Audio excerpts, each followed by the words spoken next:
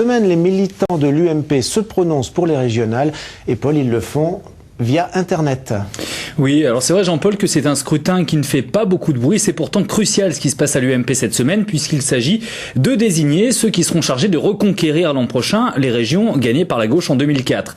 Alors l'Auvergne n'est pas concernée officiellement pour des problèmes de parrainage. Le scrutin serait repoussé après les européennes.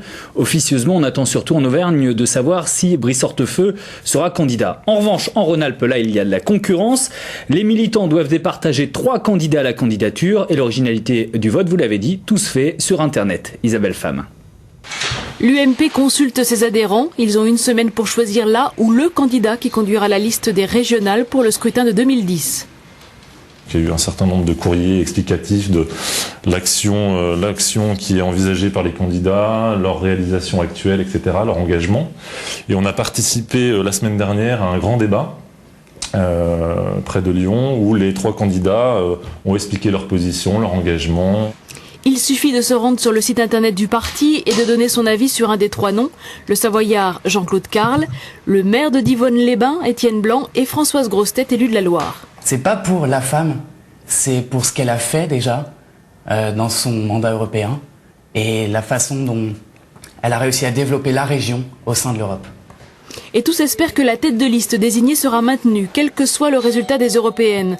Un exercice assez nouveau pour le mouvement populaire.